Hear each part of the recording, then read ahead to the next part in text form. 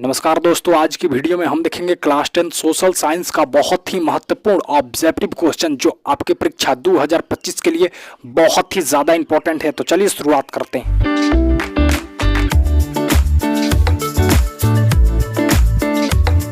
पहला प्रश्न क्या बोलता है, हाँ, और सारे प्रश्न इंपॉर्टेंट है तो वीडियो को अंत तक देखिएगा।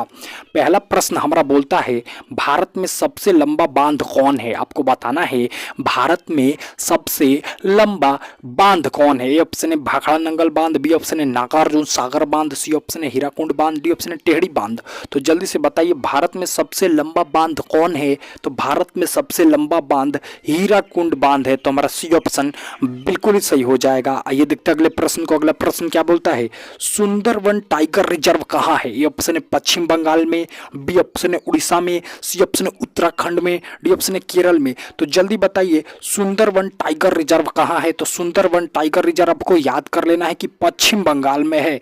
तो हमारा ये ऑप्शन बिल्कुल ही सही हो जाएगा। आइए देखते हैं अगले प्रश्न को। अगला प्रश्न क्या बोलता है, कुल जल का कितना प्रतिशत भाग महासागरों में है।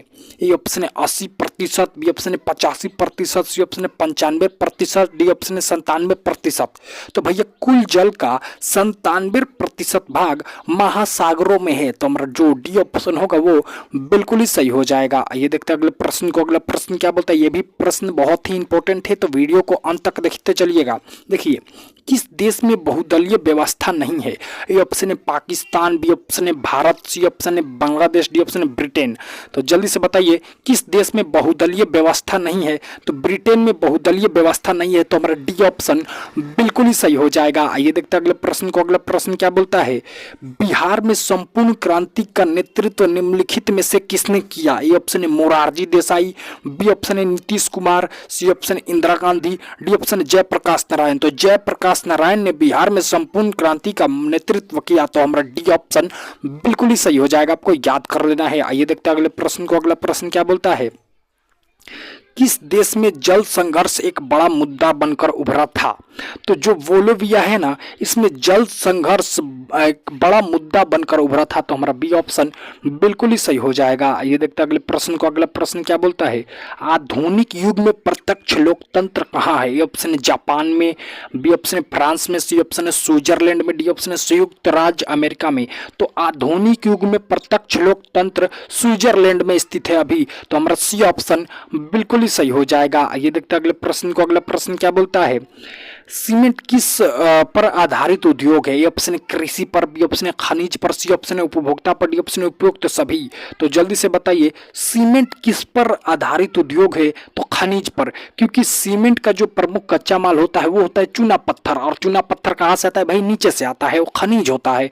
तो जो हमारा बी ऑप्शन होगा वो बिल्कुल ही सही हो जाएगा। आइए देखते हैं अगले प्रश्न को। अगला प्रश्न क्या बोलता है, भारतीय राष्ट्रीय कांग्रेस की स्थापना किस वर्ष हुई।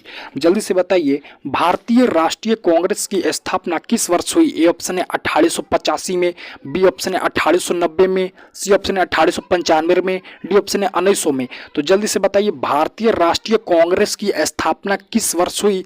तो 1885 में। तो हमारा ये ऑप्शन बिल्कुल ही सही हो जाएगा। आइए देखते हैं अगले प्रश्न को। अगला प्रश्न क्या बोलता है, गांधी जी ने साबरमती आश्रम की स्थापना किस वर्ष की। ए ऑप्शन है 1895 में, बी ऑप्शन है 1900 में, और सी ऑप्शन है 1915 में, डी ऑप्शन है 1916 में। तो जल्दी से बताइए गांधी जी ने साबरमती आश्रम की स्थापना किस वर्ष की। तो 1915 में। तो हमारा सी ऑप्शन बिल्कुल ही सही हो जाएगा। ये देखते हैं अगले प्रश्न को। अगला प्रश्न क्या बोलता है, सारे प्रश्न इंपॉर्टेंट है तो अभी तक आप हमारे चैनल को सब्सक्राइब नहीं किए हैं तो सब्सक्राइब कर दीजिए और वीडियो को भी लाइक कर दीजिए। देखिए सिपाही विद्रोह कब हुआ था। ए ऑप्शन है 1855 में, बी ऑप्शन है 1857 में, सी ऑप्शन है 1885 में, डी ऑप्शन है 1887 में।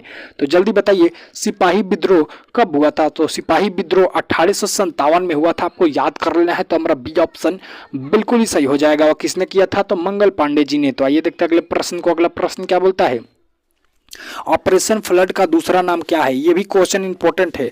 तो ऑपरेशन फ्लड का दूसरा नाम श्वेत क्रांति है। तो हमारा जो सी ऑप्शन होगा वो बिल्कुल ही सही हो जाएगा। आइए देखते हैं अगले प्रश्न को। अगला प्रश्न क्या बोलता है, हिंद चीन में कौन सा राष्ट्र सम्मिलित नहीं था। तो मैं आपसे बता दूं हिंद चीन में वियतनाम सम्मिलित था, लाओस सम्मिलित था, कंबोडिया सम्मिलित था, मगर ये जो चीन था ये सम्मिलित नहीं था। तो हमारा सी ऑप्शन बिल्कुल ही सही हो जाएगा। हिंद चीन में चीन सम्मिलित मौजूद नहीं था। आइए देखते हैं अगले प्रश्न को। अगला प्रश्न क्या बोलता है, भारत में गद्दार पार्टी की स्थापना किसने की? तो भारत में गद्दार पार्टी की स्थापना आपको याद कर लेना है, लाला हरदयाल ने की। तो हमारा सी ऑप्शन बिल्कुल ही सही हो जाएगा। आइए देखते हैं अगले प्रश्न को। अगला प्रश्न क्या बोलता है, नरोत्तम सिंह सुक किस देश के शासक थे? तो किस देश के शासक थे? तो कंबोडिया के शासक थे। तो हमारा जो डी ऑप्शन होगा वो बिल्कुल ही सही हो जाएगा। आइए देखते हैं अगले प्रश्न को। अगला प्रश्न क्या बोलता है, ये भी प्रश्न आपके बोर्ड एग्जाम में बहुत बार आ चुका है कि गोल घर कहाँ स्थित है? ऑप्शन कोलकाता में, बी ऑप्शन पटना में, सी ऑप्शन दिल्ली में, डी ऑप्शन गया में। तो आपको पता ही होगा भाई, जो गोल घर है वो पटना में स्थित है। और ये गोल घर किसके लिए बनाया गया था? तो अनाज रखने के लिए अंग्रेजों द्वारा बनाया गया था। तो आइए देखते हैं अगले प्रश्न को। अगला प्रश्न क्या बोलता है, Tata iron and steel company की स्थापना कब हुई?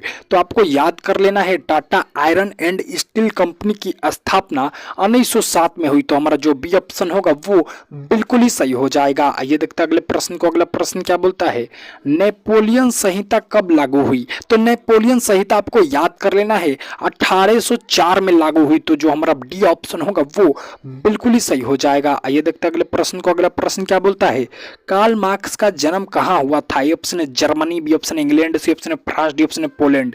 तो जल्दी से बताइए कार्ल मार्क्स का जन्म कहाँ हुआ था? तो कार्ल मार्क्स का जन्म आपको याद कर लेना है कि जर्मनी में हुआ था। तो हमारा ये ऑप्शन बिल्कुल ही सही हो जाएगा। आइए देखते हैं अगले प्रश्न को। अगला प्रश्न क्या बोलता है, ये प्रश्न बहुत ही वीवीआई इंपॉर्टेंट है भाई, बहुत ही इंपॉर्टेंट है। आपको बताना है कि बैंकक्रप्ट की संधि कब हुई थी? तो आपको याद कर लेना है, ये हुई थी 1871 में। तो हमारा बी डी ऑप्शन बिल्कुल ही सही हो जाएगा। आइए देखते हैं अगले प्रश्न को। अगला प्रश्न क्या बोलता है, बाढ़ के समय लोगों को जाना चाहिए? ए ऑप्शन है गांव के बाहर, बी ऑप्शन है खेतों में, बी ऑप्शन है उच्च भूमि पे, और डी ऑप्शन है कहीं नहीं। तो बाढ़ के समय आपको याद कर लेना है कि उच्च भूमि पर जाना चाहिए। तो हमारा सी ऑप्शन बिल्कुल ही सही हो जाएगा। आइए देखते हैं अगले प्रश्न को। अगला प्रश्न क्या बोलता है,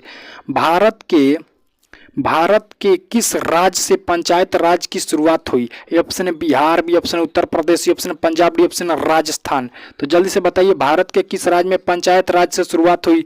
तो राजस्थान से भैया भारत में पंचायती राज व्यवस्था की शुरुआत हुई। तो हमारा डी ऑप्शन बिल्कुल ही सही हो जाएगा। आइए देखते हैं अगले प्रश्न को। अगला प्रश्न क्या बोलता है, पंचायत के चुनाव कौन कराता है? तो ए ऑप्शन है केंद्र सरकार, बी ऑप्शन है जिला परिषद, सी ऑप्शन है राज्य चुनाव आयोग, सी ऑप्शन है राज्य सरकार। तो भैया जो पंचायत के चुनाव होता है ना वो राज्य चुनाव आयोग कराता है। तो हमारा सी ऑप्शन बिल्कुल ही सही हो जाएगा। आइए देखते हैं अगले प्रश्न को। अगला प्रश्न क्या बोलता है, गुटेनबर्ग का जन्म हुआ था? ए ऑप्शन है अमेरिका में, बी ऑप्शन है जर्मनी में, सी ऑप्शन है जापान में, डी ऑप्शन है इंग्लैंड में। तो जल्दी से बताइए गुटेनबर्ग का जन्म हुआ था? तो गुटेनबर्ग का जन्म आपको याद कर लेना है जर्मनी में हुआ था। तो हमारा बी ऑप्शन बिल्कुल ही सही हो जाएगा। ये देखते हैं अगले प्रश्न को। अगला प्रश्न क्या बोलता है, कंडला विशेष आर्थिक क्षेत्र कहाँ है? जल्दी बताइए, कंडला पोर्ट मतलब कंडला विशेष आर्थिक क्षेत्र कहाँ है? तो ये भैया है गुजरात में। तो हमारा बी ऑप्शन बिल्कुल ही सही हो जाएगा। तो इसी के साथ मिलते हैं आपसे कल एक नए ऑब्जेक्टिव के वीडियो में। तब तक आप हमारे चैनल को सब्सक्राइब कर दें और अपने दोस्तों में भी शेयर कर दें। जी धन्यवाद।